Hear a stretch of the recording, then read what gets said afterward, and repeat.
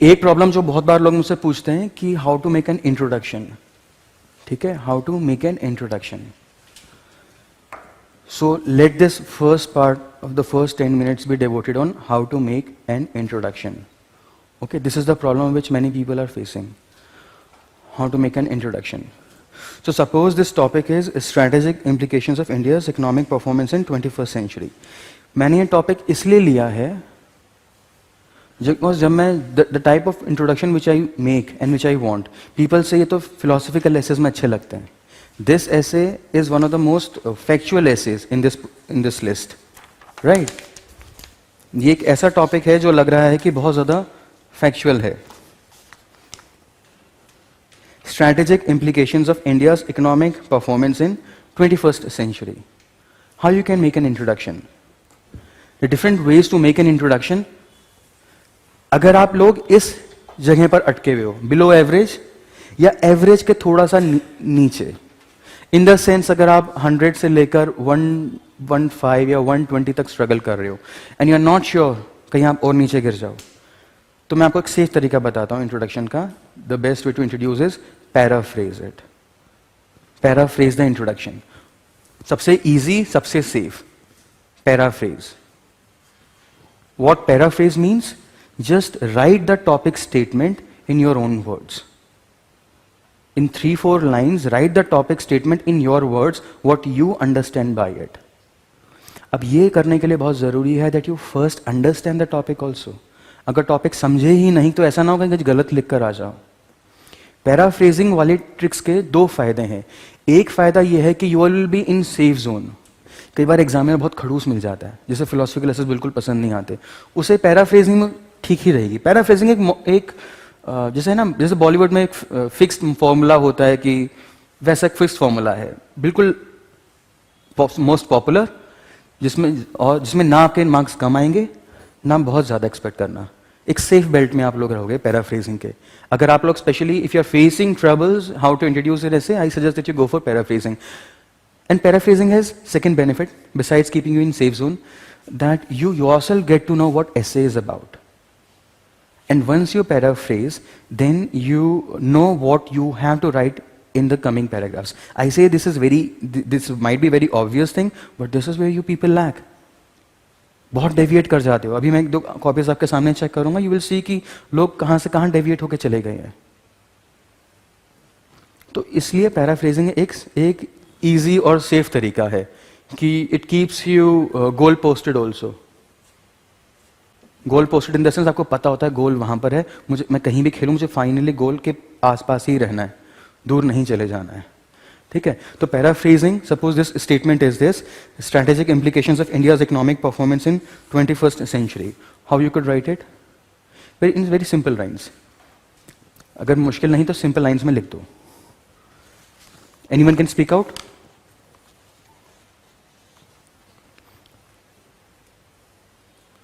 Simply write it that the international relations in today's time, they depend upon economic relations and the economies of the country or economy of the world. Simple line.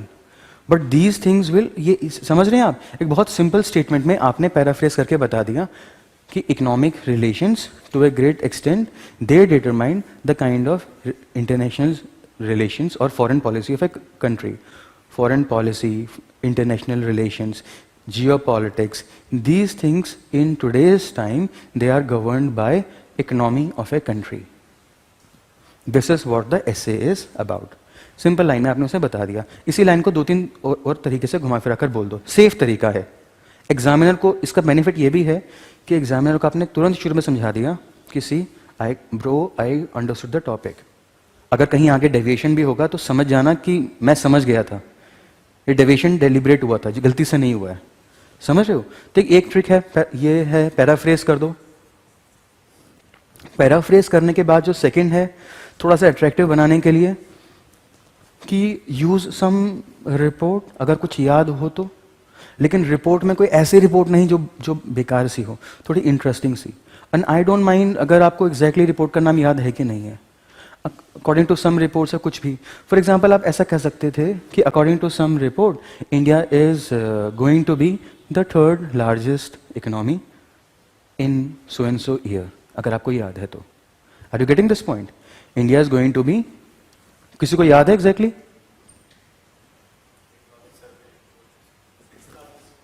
Sixth largest according to which? According to economic survey. Economic survey तो हमारा खुद का है, किसी को बाहर वाले को लेकर आओ ना. इंडियंस को बाहरी लोग पसंद होते हैं. वर्ल्ड बैंक लेकर आओ, वर्ल्ड इकोनॉमिक फोरम लेकर आओ, कुछ भी इस तरह की चीज़ लेकर आओ जिससे हो कि इंडिया इतनी पावरफुल होने वाली है. तो ओपनिंग लाइन क्या होगी? India is going to be sixth और fifth. Check out on this. ठीक है, मैं यहाँ पर आपको कोई फैक्ट्स नहीं बताऊंगा ऐसे में, ऐसे राइटिंग क्लास है. India is going to be fifth largest और करंटली पीपीपी के अकॉर्डिंग तो थर्ड लार्जेस्ट है. India is the third largest economy in the world in terms of PPP. This has changed the way the world look at us. थोड़ा सा और अच्छा हो गया, पैराफ्रेजिंग भी हो गई, पहले वाले से ज़्यादा अच्छा भी हो गया. तीसरा है कोई कोट यूज कर लो, अगर कोई कोट याद आ रही है तो. कोट इन द सेंस इन्हीं में से जो टॉपिक से रिलेवेंट हो. बट यहाँ पे प्रॉब्लम ये आता है कि कोट कैसे याद हो. We can't have infinite number of quotes in our mind, right? लेकिन जैसे विजय Kelkar, who was chairman of 13th Finance Commission, he had said that 10% GDP growth is the best foreign policy for India. He said this statement. 10% GDP growth is the best foreign policy for India. Next line में उसे coat को समझाओ. 10% GDP growth is best foreign policy for India. What he basically meant by that was that if we really want to have strong relations, if we really want to improve our foreign relations, then we need to have 10% GDP growth. The best way to strengthen our foreign relations and our position in the world platform is to have a consistently high GDP growth. This was the statement of Vijay Kelkar. However, court के साथ problem ये है कि एक तो सब topics से related quotes याद हो भी नहीं सकती. मैं आपको वैसे नेक्स्ट क्लास में कुछ 12 या 14 कोट्स दूंगा, इजी टू रिमेंबर, जो 2-3 बार पढ़ने से याद हो जाती हैं. And then they are most repetitive. For example environment, education, women, जो इस तरह के रिपीटेटिव टॉपिक्स हैं, एटलीस्ट आप उन पर लिख पाओ. ठीक है, एक कोट का तरीका है. फोर्थ जो है एनेक्डोट या स्टोरी. इन सिंपल वर्ड्स, एक स्टोरी के तौर पे शुरू कर दो. ठीक है, स्टोरी के तौर पे शुरू कर सकते हो. कैसे शुरू कर सकते हो? How you can make a starting in it is like you से. अब एनेक्डोट में एक चीज होती है, लोग अब एनेक्डोट से स्टार्ट करना, स्टोरी से स्टार्ट करना थोड़ा पुराना हो गया है, यहाँ पे सब लोग बोलते हैं ऐसा. Then many students have started doing it. But what you lack is you do not create visualizations in it. When you tell a story, see, you are telling a story in words, but I want to see its visualizations. Image create हो जानी चाहिए mind में. तो थोड़ा सा descriptive तरीके से करना. ठीक है, जैसे कि यहाँ पे एनेक्डोट क्या हो सकता है? Give an anecdote which is, anecdote क्या है? या तो किसी जैसे इंडिविजुअल लेवल पे तो लोग किसी ट्राइबल बॉय का या एजुकेशन केस में वैसे दे देते हैं. यहाँ पे हम कंट्री लेवल की बात कर रहे हैं, तो we will give an anecdote और an example from a country level. So what we can give is, after Pokhran the world came up with sanctions against India, and after 10 years when India's economy grew up, the same world it went to enter into nuclear deals with us. This shows how our economic strengthening has impacted our strategic relations. Okay. अब इसी story को, story सुन लिया सबने? Story क्या है? एक real incident है actually. This can be real, these stories they can either be real or they can be fictional. Fictional तो आप कुछ भी क्रिएट कर लो, इंडिविजुअल लेवल पे आप फिक्शनल क्रिएट कर सकते हो. वर्ल्ड लेवल पे फिक्शनल मत करना. ऐसा मत करना कि एक दिन मोदी घूम रहा था, वहाँ पे घूमने गया था जापान में, और तब उसने फिर डिसाइड किया कि हम जापान यूएस को प्रेशराइज करेंगे कि वो इंडिया में न्यूक्लियर डील के लिए एग्री करे. ऐसी फिक्शनल स्टोरी वर्ल्ड लेवल पे मत करना, सिर्फ इंडिविजुअल लेवल पे क्रिएट करना. तो the point is real in this case. Got it? ये वाली स्टोरी कि after nuclear attack, after nuclear test the world enter into sections. अब थोड़ा सा इसे और ड्रामेटिक बनाओ।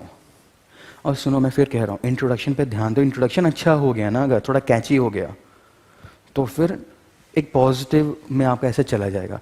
10 मार्क्स तो एक्स्ट्रा मिल ही जाएंगे अगर इंट्रोडक्शन अच्छा हो गया। कैसे बनाओगे, थोड़ा इसको विजुअलाइजेशन क्रिएट करो।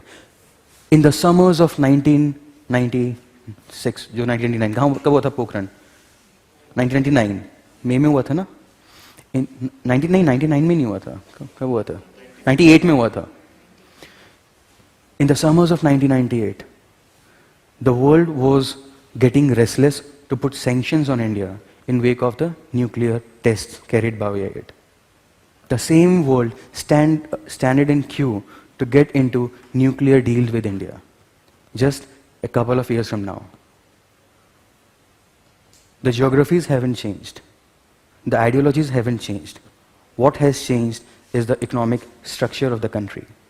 While in 98, it was feeling the ripple effects of economic meltdown of 1991, in the last decade of 2000, the story was altogether different. It was the fastest growing GDP. It was the fastest growing economy of the world. See, थोड़ा dramatic हो गया. This is how, अब आप थोड़ा topic पे आना. This is how we see that strategic relations of a country are closely linked to the economic growth और economic performance. समझ गए? ये एक और फैंसीफुल तरीका हो गया, इमेजिनेशन हो गया। अगर यहाँ पे अब इस ऐसा इंट्रोडक्शन करने के बाद अगर एग्जामिनर का दिल भी किया ना, तो आपको टॉपिक बंद नहीं करेगा, रीड करेगा आगे कि आगे क्या लिखा है उसने। हाइप क्रिएट हो गया एक बार, एंड एक बार उसने मन में सबकॉन्शियसली सोच लिया है that your essays would be better than others. अब बंद नहीं करेगा वो। कुछ याद नहीं आ रहा, और हर किसी के माइंड में ना, देखो हम सबकी एक अलग अलग पर्सनालिटी है, और अपनी पर्सनालिटी के अकॉर्डिंग कुछ ना कुछ हमारे माइंड में रहता है जो हम यूज़ कर सकते हैं।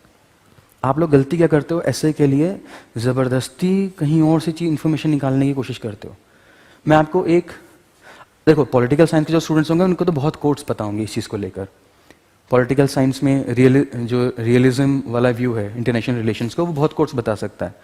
मैं आपको एक कोट बताता हूँ जो सबने सुना होगा बचपन से लेकर आज तक, और आप उससे भी शुरू कर सकते हो अपना ऐसे, सबसे टॉप में लिखकर, बाप बड़ा ना भैया, सबसे बड़ा रुपया। Start with it. Next line, yes this comic, next line में लेकिन आपसे डिस्क्राइब करोगे, this something which is rustic, spoken in rustic language in streets of India, holds true even at global platform. The single most determining thing in the international arena today is economy. The world today is not guided by its ideologies. There are no permanent friends, no permanent enemies. What matters is money.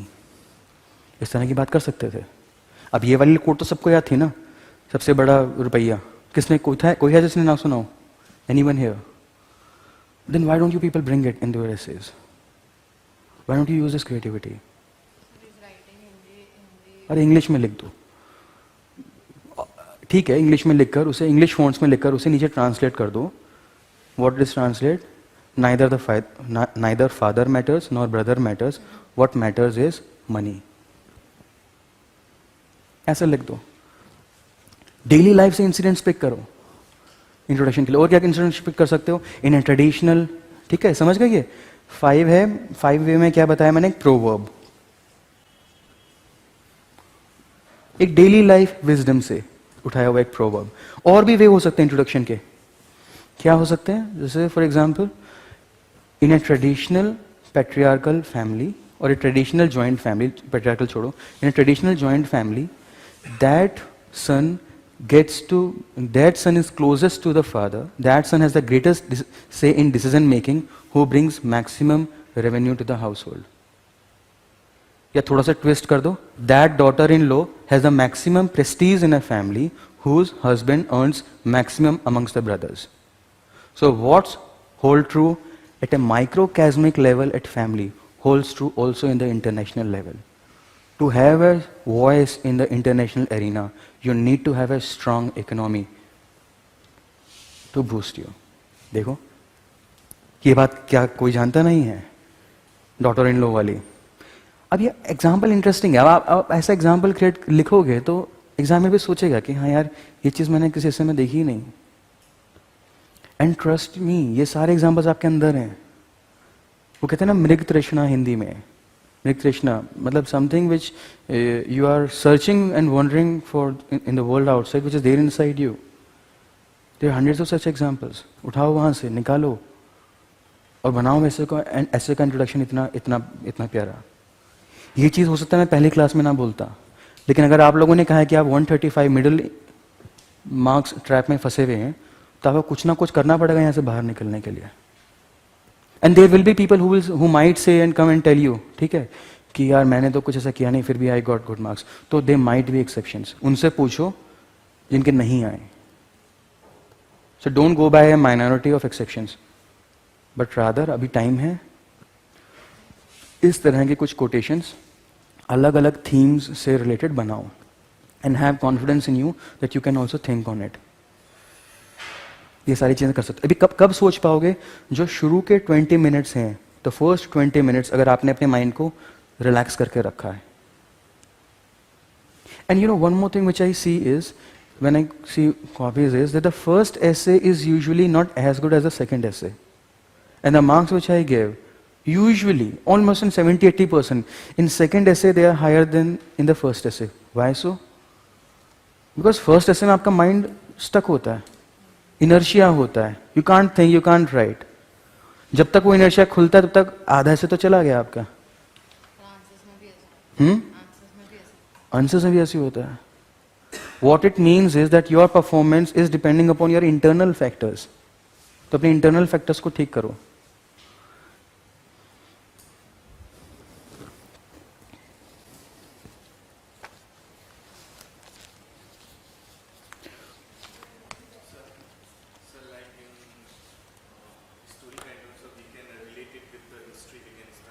Yes. Very good. Yeah.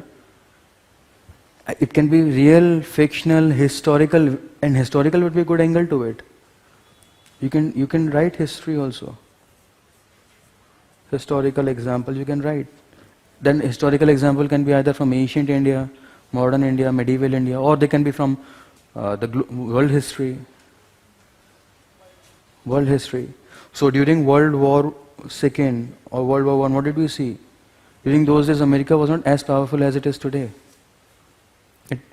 When did America overtook Britishers? It overtook them only because of its economic strength. So the empire whose sun could never set, it was overshadowed by a very nascent new civilization of Americans because of the economic might which they could generate. Yes, very true. Or these examples can be from modern times. We can importance of economy of India during 18th-19th century. We can give the importance of economy of India during 18th century. 18th, 19th century, yeah. But during that time we were subdued. 18. Importance of economy was, that's why people came from outside and Yeah. so ultimately it's the importance of economy. Yes, it is. But somehow it's a little in negative connotation because it led to our downfall. In the way that we were, at the time when we were the richest in the world, we were not really very powerful because of political defeat. So in fact, I would say that use this argument towards the end and not towards the end, somewhere towards the second half of the essay. चलो अभी इसको संभाल रखो, मैं ऐसा example बताऊंगा आपको कहाँ पे यूज़ करना है, ठीक है? तो अब इसी ऐसे को चलो अब आगे ले लेते हैं, ठीक है? Are you getting the point my friends? This is how you have to make introduction. Boring introduction मत बनाओ अगर 135 से ऊपर जाना है तो। और अभी शुरू में प्रैक्टिस कर रहे हो तो टाइम है, सिर्फ इंट्रोडक्शन बनाना सीखो। ऐसा करो एसेस का, कहीं भी से भी ऐसे के टॉपिक्स लेकर आओ, either from previous years papers और from any test series. Just see the topics, stand चाय पीते हुए कुछ करते हुए थोड़ा सा माइंड को रिलैक्स करो एंड थिंक, थोड़ा सा हाई हो जाओ। एंड यू नो हाई होके लिखना इज नॉट, आज मैं पढ़ाऊंगा ना आप लोगों को लगेगा मैं नशे में हूँ, मैं नशे में नहीं हूँ। मगर हूँ नशे में इन द सेंस कि अपने एक लिटरेरी नशे में जाओ, तभी जाओगे तभी अच्छा बोल पाओगे, तभी अच्छा लिख पाओगे। अगर स्ट्रेस में और स्टिफनेस पे रहोगे ना, अगर आज मैं ये सोचने लगूं कि यार अगर if I don't speak well मुझे नेक्स्ट क्लास ऐसे की नहीं मिलेगी, या कभी मेरा ऐसे का करियर खत्म हो जाएगा, इस तरह के थॉट्स अगर मैं लाने लगूं, मैं भी कांपूंगा, फिर मैं भी नहीं बोल पाऊंगा। और जितना प्रेशर आप लोगों पर एग्जामिनेशन हॉल में होता है, यहाँ पर खड़े होकर भी होता है। There is a camera which is there, आपके हर एक्शन को मूव रिकॉर्ड कर रहा है, एनी रॉन्ग मूव और वो it is recorded for perpetuality. And there's so many crowds looking at you, gazing at you. So there is a pressure. So if a person at this point can overcome that pressure and think, you also can do that. हम और आप एक ही age group के तो हैं more or less. थोड़ा ही difference है। तो हैव ट्रस्ट इन यू, और ऐसे क्रिएशंस आप भी लेकर आओ। जब एग्जामिनेशन हॉल में बैठना ऐसे लिखने के लिए, सब रूल्स भूल जाना, जो माइंड में रिलैक्स होकर सोचो वैसे लिखना।